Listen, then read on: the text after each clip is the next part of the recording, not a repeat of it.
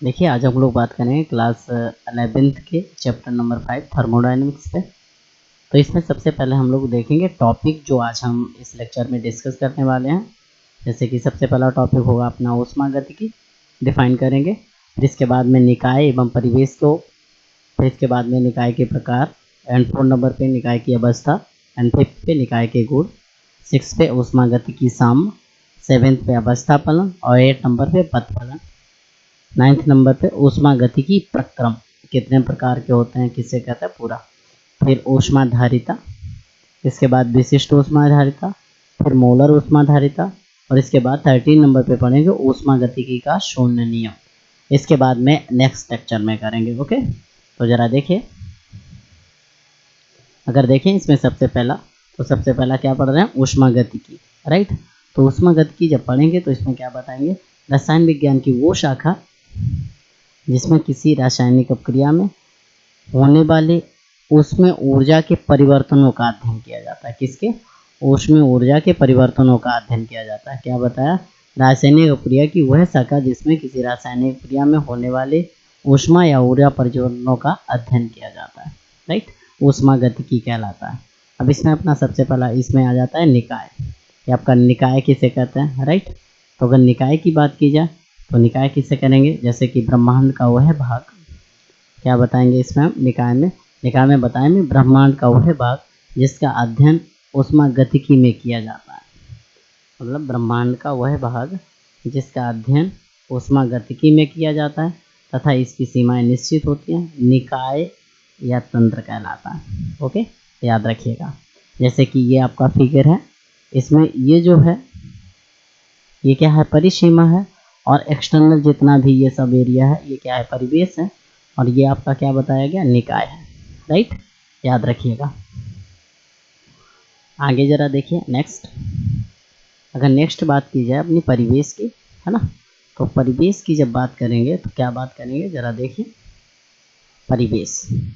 तो क्या बताएंगे, ब्रह्मांड का वह भाग जो निकाय के चारों ओर होता है, मतलब जो निकाय के चारों तरफ होता है। जैसे कि कोई भी बीकर है, बीकर के चारों तरफ की सारी चीज़ें क्या होगी, परिवेश हो जाएगा, है ना। और इसे परिवेश को हम लोग परिवेश या पार्श्व कहते हैं, ठीक है। इसके बाद आता है परिसीमा, किसे कहता है। ओके, तो अगर परिसीमा की बात की जाए तो परिसीमा को क्या बताएंगे, देखिए निकाय तथा परिवेश को पृथक करने वाली वास्तविक या आभासी सीमाएं परिसीमा कहलाती है। मतलब निकाय तथा परिवेश को पृथक मतलब अलग अलग करने वाली वास्तविक सीमा या आभासी सीमा क्या कहलाती है, परिसीमा। याद रहेगा। एग्जाम्पल के तौर पे देखा जाए, जैसे बीकर है, कोई बीकर में द्रव आपने रखा, तो ये जो बीकर है वो आपका निकाय या तंत्र का कार्य कर रहा है, और बीकर के चारों, द्रव के चारों ओर की सभी वस्तुएं जैसे वायु हो गया, बीकर हो गया, कमरा हो गया, ये सभी किसके अंदर आएंगी, परिवेश के अंदर, राइट। फिर बीकर की दीवार क्या होगी, परिसीमा होगी। ओके, आगे देखिए, इसे लिखना चाहें तो आप लिखते चलिएगा, जल्दी से स्क्रीनशॉट करते चलिए, लिखते चलिए। जैसे इससे पहले ये हुआ तो इसका स्क्रीन टॉप कर सकते हैं आप, है ना, या फिर लिखते चलिए जल्दी से। ओके, सेकेंड नंबर पे आता है परिवेश, इसकी भी स्क्रीनशॉट ले सकते हैं इस पेज की। ओके, फिर इसके बाद आगे बढ़ते हैं। ओके, नेक्स्ट देखिए, नेक्स्ट अगर बात की जाए तो नेक्स्ट में क्या है, देखिएगा नेक्स्ट में था कि संगठन के आधार पर निकाय कितने प्रकार के होते हैं। ओके, तो क्या बताएंगे, संगठन के आधार पर निकाय 2 प्रकार के होते हैं। कितने, 2 प्रकार के, है ना। कौन कौन सा, एक सममांगी निकाय होता है और एक विषमांगी निकाय होता है ना। सममांगी निकाय वो निकाय होता है जिसके प्रत्येक भाग का रासायनिक संगठन समान रहता है, मतलब जिसमें प्रत्येक भाग का रासायनिक संगठन कैसा रहता है, समान।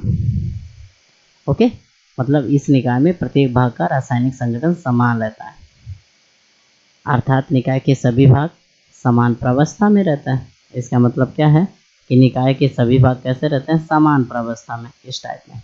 ओके, तो क्या होता है, समांगी निकाय कहलाता है। जैसे कि आप देख लें अगर, तो देखें शुद्ध ठोस देख लीजिएगा, शुद्ध ठोस हो गया, शुद्ध द्रवों का मिश्रण हो गया, गैसों का मिश्रण हो गया, ये सब। ओके, लिख लीजिएगा। फिर फिर आगे आता है विषमांगी निकाय क्या होता है। तो विषमांगी निकाय क्या होता है, इसका ठीक अपोजिट की अगर बात की जाए तो कैसे, जैसे इस निकाय में प्रत्येक भाग का रासायनिक संगठन जो होता है वो समान नहीं रहता है।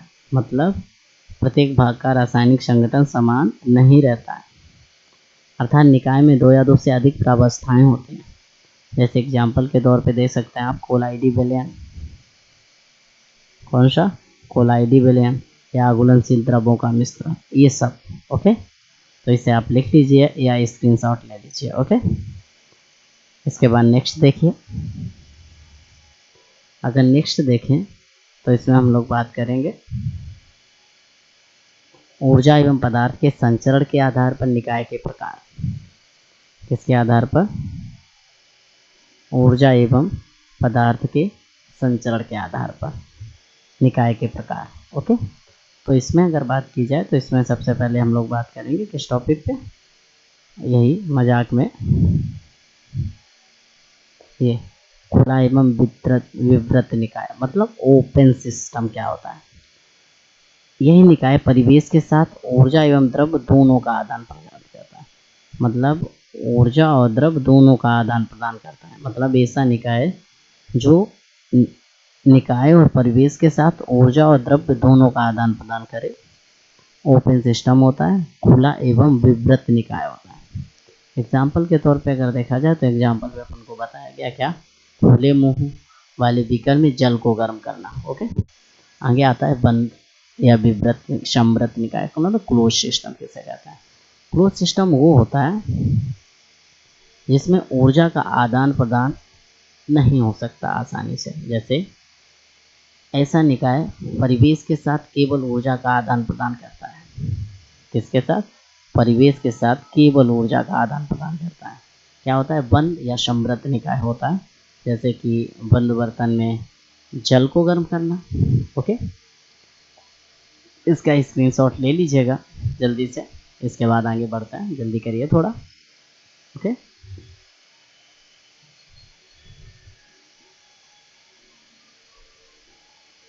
देखिए बात आती है आगे नेक्स्ट थर्ड नंबर पे जो आता है वो आइसोलेटेड सिस्टम होता है।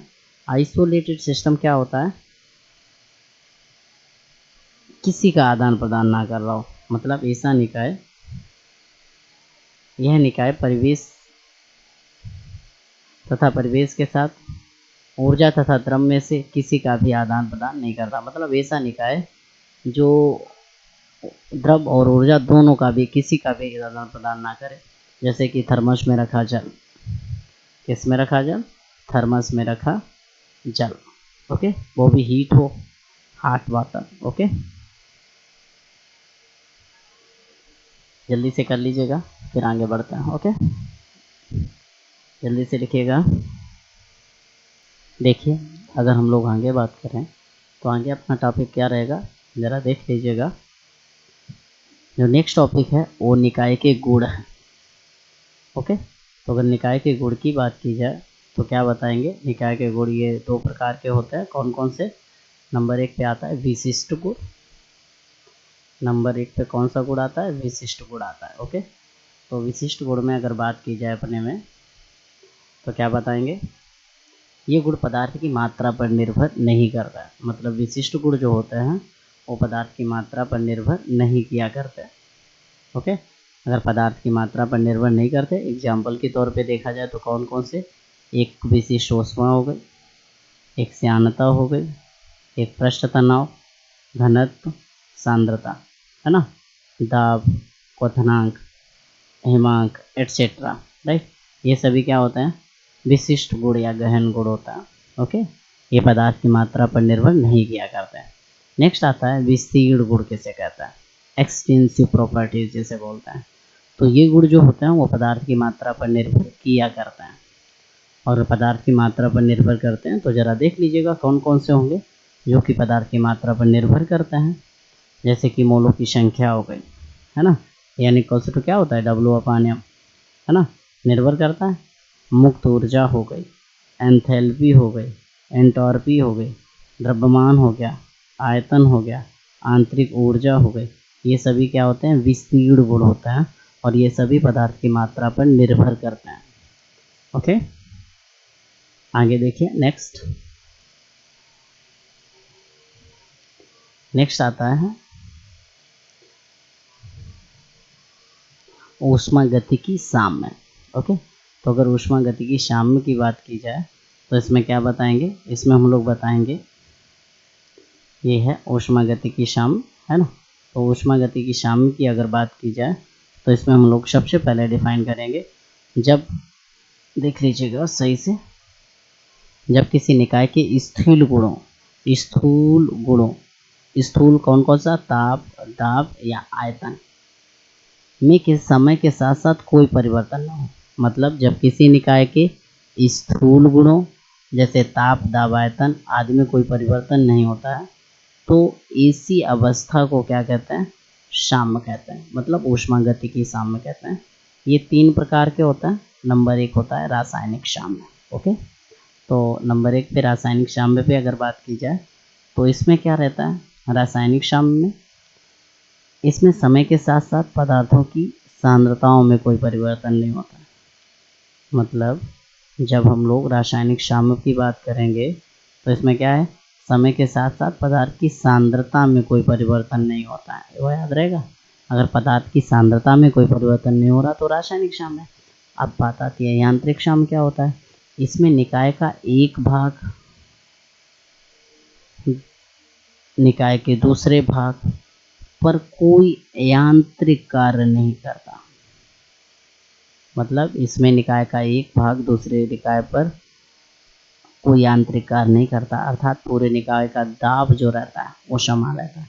तापीय साम्य मतलब इसमें पूरा निकाय का ताप कांस्टेंट मतलब समान रहता है। ओके, नेक्स्ट देखिए। नेक्स्ट आता है फलन। ओके, तो जरा देखिए फलन की बात अगर की जाए तो बात करेंगे अवस्था के चर। ये हेडिंग है अपनी अवस्था के चर। तो अगर अवस्था के चर पे बात की जाएगी तो क्या बताएंगे, जो निकाय की अवस्था को परिभाषित करने के लिए पर्याप्त होता है। किसको, जो निकाय की अवस्था को परिभाषित करने के लिए पर्याप्त होते हैं, क्या कहलाते हैं, अवस्था के चर कहलाते हैं। जैसे ताप हो गया, दाब हो गया, आयतन हो गया, संगठन हो गया, ये से भी क्या होता है, अवस्था के चर होता है। इसमें आता है अवस्था फलन, स्टेट फंक्शन। मतलब ये गुण जो होता है वो निकाय की अवस्था को निर्धारित करते हैं। किसे निर्धारित करते हैं, निकाय की अवस्था को। इनके मान प्रारंभिक व अंतिम अवस्था पर निर्भर करते हैं, ना कि परिवर्तन पर, या ना कि परिवर्तन के पथ पर।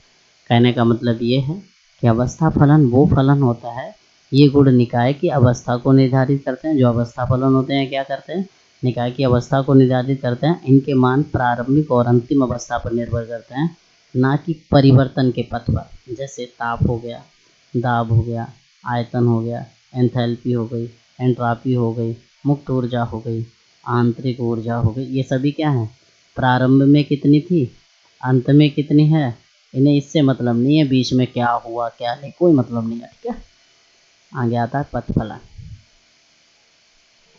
पथफलन क्या होता है, ये केवल प्रारंभिक और अंतिम अवस्थाओं पर ही निर्भर नहीं करता है, अपितु मार्ग पर भी निर्भर करता है। मतलब ये जो होता है ये केवल प्रारंभिक व अंतिम अवस्थाओं पर निर्भर नहीं करते, अपितु मार्ग पर भी निर्भर करते हैं। कहने का मतलब है ये दोनों पर निर्भर करता है, राइट। जैसे कार्य हो गया, ऊष्मीय ऊर्जा हो गई। ओके, तो पथफलन में क्या बताएंगे, ये निकाय की प्रारंभिक और अंतिम अवस्थाओं पर भी निर्भर करते हैं तथा मार्ग पर भी निर्भर करते हैं। ओके, ये लिखना चाहें तो आप स्क्रीनशॉट लेते चलिएगा, लिखते चलिए जल्दी जल्दी से। ओके, नेक्स्ट देखिए। नेक्स्ट आते हैं प्रक्रम। Okay,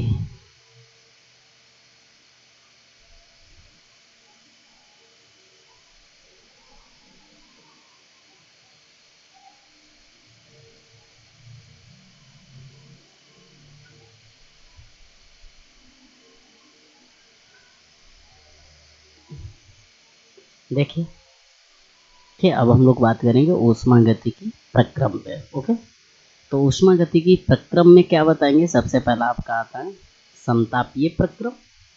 okay. तो समतापीय अगर प्रक्रम को देखा जाए तो इस प्रक्रम में क्या बताएंगे, इस प्रक्रम में निकाय का ताप स्थिर रहता है। ये जो प्रक्रम होता है इसमें क्या स्थिर रहता है, निकाय का ताप स्थिर रहता है।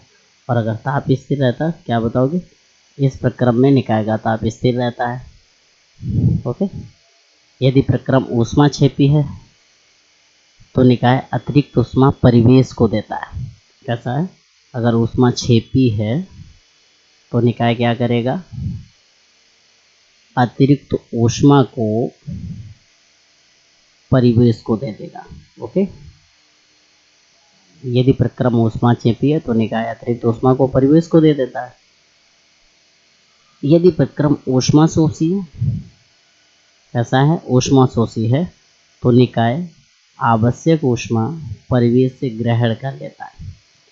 इसमें क्या रहता है, ताप स्थिर रहता है, अर्थात ताप में जो परिवर्तन होता है वो जीरो हो जाता है, मतलब dt जीरो होता है, मतलब t हमेशा कांस्टेंट रहता है।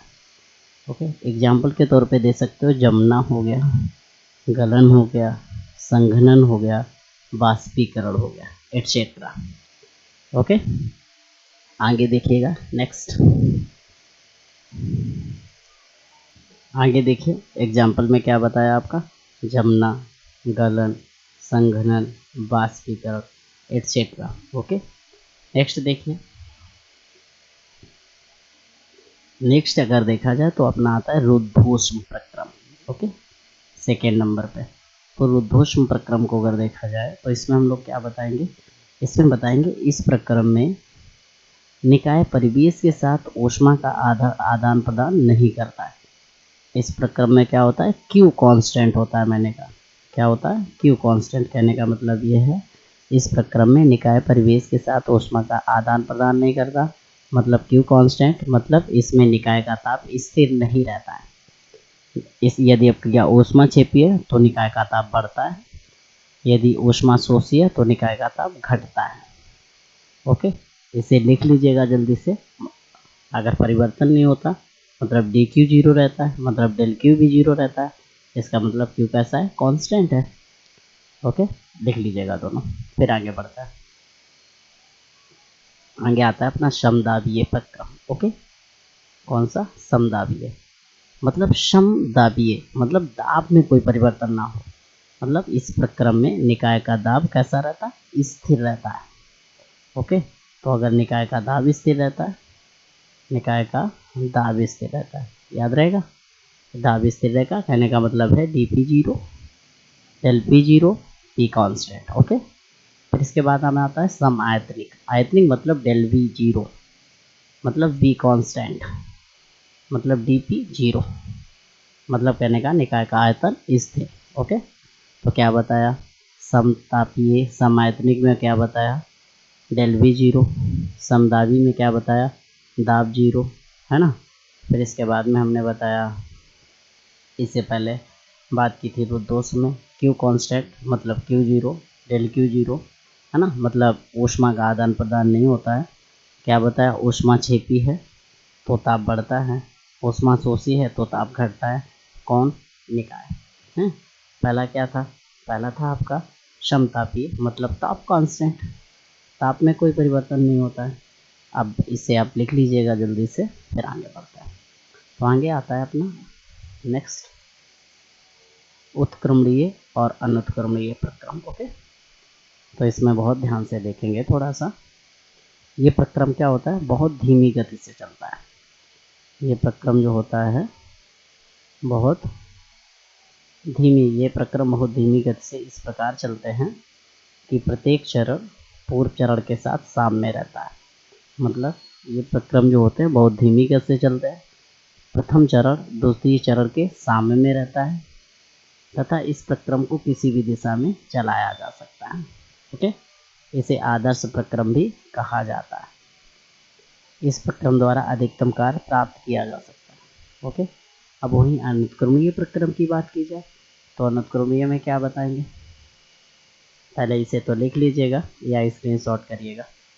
ओके, जल्दी से कर लीजिएगा, फिर इसके बाद आगे बढ़ना। ओके, इसके बाद आता है अनुत्क्रमणीय प्रक्रम। ओके, तो अनुत्क्रमणीय प्रक्रम को अगर देखा जाए तो इसमें क्या हम लोग बताएंगे, इसमें बताएंगे ये तीव्र गति से संपन्न होते हैं और ये केवल एक ही दिशा में संपन्न होते हैं। जैसे कि सभी प्राकृतिक प्रक्रम को स्वतः प्रवर्तित प्रक्रम भी कहा जाता है। याद रहेगा, मतलब उत्क्रमणीय प्रक्रम किसी भी दिशा में चलाया जा सकता है। गति जो होती है उत्क्रमणीय की धीमी होती है ना। इन्हें आदर्श प्रक्रम भी कहा जाता है। इनके द्वारा जो कार्य प्राप्त किया जाता है अधिकतम प्राप्त किया जाता है। वहीं अनुत्क्रमणीय के द्वारा अगर बात की जाए तो ये तीव्र गति से चलते हैं, केवल एक ही दिशा में चलते हैं। इनके द्वारा जो प्राप्त कार्य होता है वो उत्क्रमणीय प्रक्रम की अपेक्षा कम होता है, जैसे कि सभी प्राकृतिक या स्वतः प्रवर्तित प्रक्रम। ओके, अपना जो प्रक्रम छोटा है वो है चक्रीय प्रक्रम। ओके, चक्रीय प्रक्रम वो प्रक्रम होता है जिसे मतलब ऐसा प्रक्रम या इस निकाय में विभिन्न अवस्थाओं से गुजरता हुआ, मतलब इस प्रक्रम में निकाय विभिन्न अवस्थाओं से गुजरता हुआ पुनः अपनी प्रारंभिक अवस्था में लौट आता है या आ जाता है। मतलब ऐसा प्रक्रम जिसमें निकाय विभिन्न अवस्थाओं से गुजरता हुआ पुनः अपनी प्रारंभिक अवस्था में लौट आता है, चक्रीय प्रक्रम होता है। जैसे कि अतः इसमें जो एंथैल्पी होती है, जो डेल एच है वो 0 होती है, डेल यू जो है वो भी 0 होती है। ओके, तो इसे आप लिख लीजिएगा। नेक्स्ट देखिए। ओके,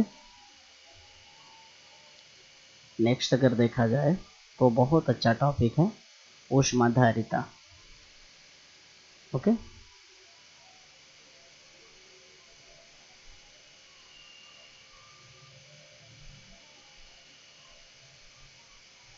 बात आती है ऊष्माधारिता पे, तो हम लोग क्या बताएंगे, ऊष्माधारिता कहते कैसे हैं। सबसे पहला टॉपिक तो यही।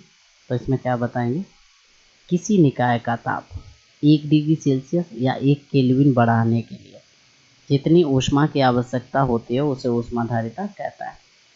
मतलब कहने का है किसी कोई भी निकाय हो उसका ताप कितना, 1 डिग्री सेल्सियस या 1 केल्विन, ओके, बढ़ाने के लिए जितनी ऊष्मा की आवश्यकता होती है उसे क्या कहता है।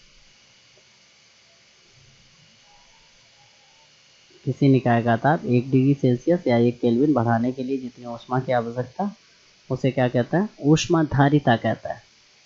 ओके, उसे क्या कहते हैं, ऊष्माधारिता। याद रहेगा। ओके, याद रखिएगा। अगर उसे ऊष्माधारिता कहता है तो इसमें क्या होता है, जो सी है आपका, सी को ऊष्माधारिता बोलते हैं। सी क्या है, ऊष्माधारिता है। क्यू जो है वो ऊष्मा की मात्रा है, और जो डेल क्यू है वो क्या है, ताप में वृद्धि है। ओके, तो ये याद रखिएगा, ये क्या है, ताप में आपकी वृद्धि है। ओके, याद रहेगा। याद रखिएगा। नेक्स्ट देखिए। ओके, ये जो होता है डेल क्यू और डेल क्यू, ये याद रखिएगा। आगे आता है विशिष्ट ऊष्माधारिता कैसे कहता है। मैंने कहने का मतलब है ऊष्माधारिता में क्या बताया था, किसी निकाय का ताप 1 डिग्री सेल्सियस या 1 केल्विन बढ़ाने के लिए जितनी ऊष्मा की आवश्यकता होती है उसे ऊष्माधारिता कहता है। फार्मूला आपका ये हो गया, C equal to Q upon del T. फिर आता है विशिष्ट ऊष्माधारिता। तो विशिष्ट ऊष्माधारिता में क्या बात करेंगे, जरा देख लीजिए। जो बात करेंगे विशिष्ट ऊष्माधारिता में आता है ग्राम। क्या आ जाएगा, ग्राम आ जाएगा। कहने का मतलब है क्या, किसी निकाय का 1 ग्राम पदार्थ का ताप या किसी निकाय के 1 ग्राम पदार्थ के ताप को 1 डिग्री सेल्सियस या 1 केल्विन, कितना, 1 डिग्री सेल्सियस या 1 केल्विन बढ़ाने के लिए जितनी ऊष्मा की आवश्यकता होगी उसे विशिष्ट ऊष्माधारिता कहता है। उसे क्या कहते हैं, विशिष्ट ऊष्माधारिता कहता है। याद रहेगा। अगर इसे विशिष्ट ऊष्माधारिता कहते हैं तो याद रखिएगा, विशिष्ट ऊष्माधारिता कहता है। इसे CS या S से प्रदर्शित करता है। किससे, CS या S से प्रदर्शित करता है। याद रहेगा, इसे CS या S से प्रदर्शित करता है। आपका फार्मूला ये होता है, CS equals to Q upon M into del T. याद रहेगा। मतलब कहने का क्या बताया, किसी निकाय के 1 ग्राम पदार्थ का ताप 1 डिग्री सेल्सियस या 1 केल्विन बढ़ाने के लिए जितनी ऊष्मा की मात्रा होती है उसे विशिष्ट ऊष्माधारिता कहते हैं, इसे सी एस या एस से प्रदर्शित करते हैं। C S equals to Q upon M into del T. अब जरा थोड़ा सा बात कर लेते हैं। ओके, थोड़ी सी बात क्या कर लेते हैं। यहाँ पे क्यू क्या है, ऊष्मा की मात्रा है, ऊष्मा की मात्रा है। ओके, और एम क्या है, पदार्थ का द्रव्यमान है या पदार्थ की मात्रा है, पदार्थ की मात्रा है।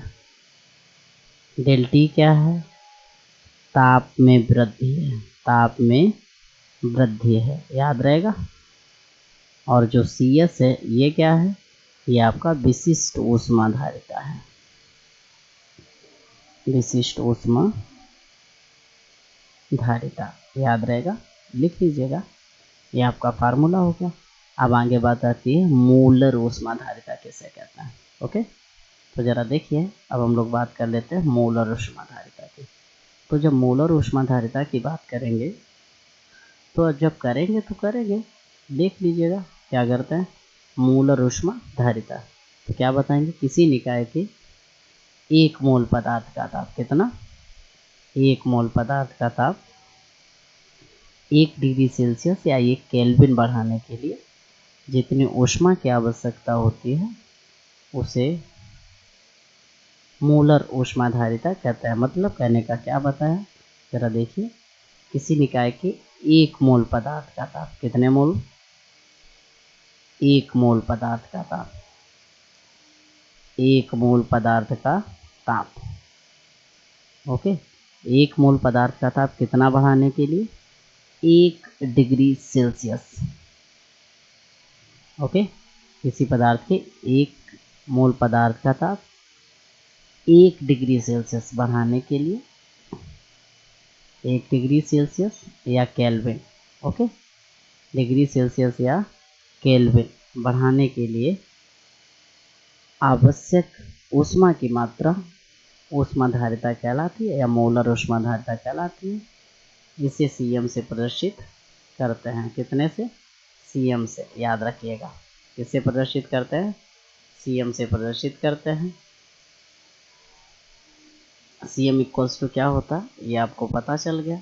देखिए, CM equals to Q upon N into del T. अब बात आती है इसमें क्यू क्या है, तो जरा देख लीजिए, क्यू जो है वो ऊष्मा की मात्रा है, ऊष्मा की मात्रा है। एन क्या है, मोलों की संख्या है, मोलों की संख्या है। डेल टी क्या है, ताप वृद्धि है, ताप में वृद्धि है, याद रहेगा, लिख लीजिएगा। फिर आगे बढ़ते हैं। ओके, आगे देखिए, ऊष्मागतिकी का शून्य नियम, बहुत ज़्यादा इम्पोर्टेंट रहेगा ये। ऊष्मागतिकी का शून्य नियम क्या बताएंगे, देखिए,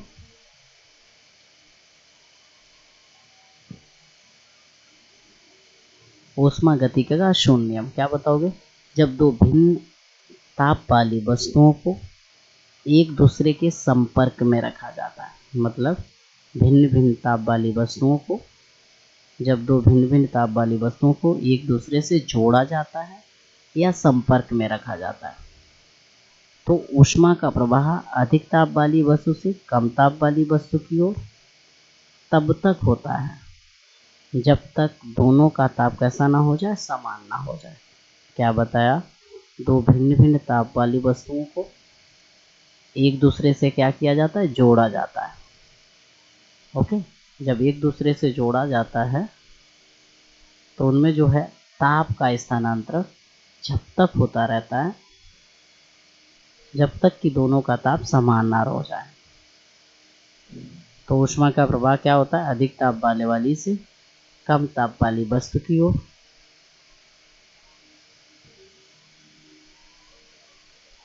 क्या बताया, ऊष्मा का प्रवाह अधिक ताप वाली वस्तु से कम ताप वाली वस्तु की ओर तब तक होता है, कब तक, तब तक, तब तक होता है जब तक दोनों का ताप कैसा ना हो जाए, समान ना हो जाए। जब तक होता है तब तक होता रहता जब तक दोनों का ताप कैसा ना हो जाए, समान ना हो जाए। जब तक कि दोनों का ताप समान ना हो जाए। याद रहेगा, अगर समान ना हो जाए तो ना हो जाए। ओके, तो क्या बताया, जब दो भिन्न भिन्न ताप वाली वस्तुओं को एक दूसरे से जोड़ा जाता है तो ऊष्मा का प्रवाह अधिक ताप वाली वस्तु से कम ताप वाली वस्तु की ओर तब तक होता रहता है जब तक दोनों का ताप समान ना हो जाए। इसमें आपके नोट हैं, तो नोट बहुत ज़्यादा इंपॉर्टेंट है, उन्हें ज़रूर याद करिएगा। ओके, ज़रा देखिए नोट नंबर 1। क्या बताया, यदि किसी वस्तु के दो बिंदु अलग अलग ताप पर हैं, कोई भी वस्तु है उसके अगर बिंदु अलग अलग ताप पर हैं, यदि किसी वस्तु के दो बिंदु अलग अलग ताप पर हैं तो उन पर भी यह नियम लागू होता है। कहने का मतलब है उनमें भी ऊष्मा का प्रवाह जब तक होता रहेगा जब तक कि दोनों का ताप समान नहीं हो जाएगा। जैसे रॉड या सरिया देख लें, जो सरिया जो होती है वो एक बिंदु से अगर गर्म है तो उस दूसरे बिंदु तक जब तक ऊष्मा का प्रवाह होगा जब तक कि दोनों जगह पे ताप समान ना हो जाए। ओके, ऐसे ही दूसरा, ये जो तीन भिन्न भिन्न ताप वाली वस्तुएं हों और कैसी रखी हो, एक दूसरे के टच में, कहने का मतलब है संपर्क में रखी हो, तो उन पर भी ये नियम लागू होता है।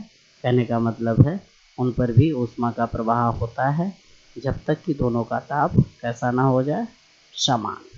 याद रहेगा। तो ये तो रहा आपका ऊष्मागतिकी का शून्य नियम। क्या बताया था, जब दो भिन्न भिन्न ताप वाली वस्तुओं को एक दूसरे में जोड़ा जाता है तो ऊष्मा का प्रवाह जब तक होता रहता है जब तक कि दोनों का ताप समान ना हो जाए। चाहे वो दो वस्तुएं या तीन हो या 10 हो या 50 हो, कितनी भी हो, अगर टच में रखी हैं तो ऊष्मा का प्रवाह जब तक होगा जब तक कि दोनों का ताप समान ना हो जाए। ओके, तो आज के लिए इतना ही, आपका पहला लेक्चर हो गया। नेक्स्ट लेक्चर में आगे करेंगे। Okay, thank you.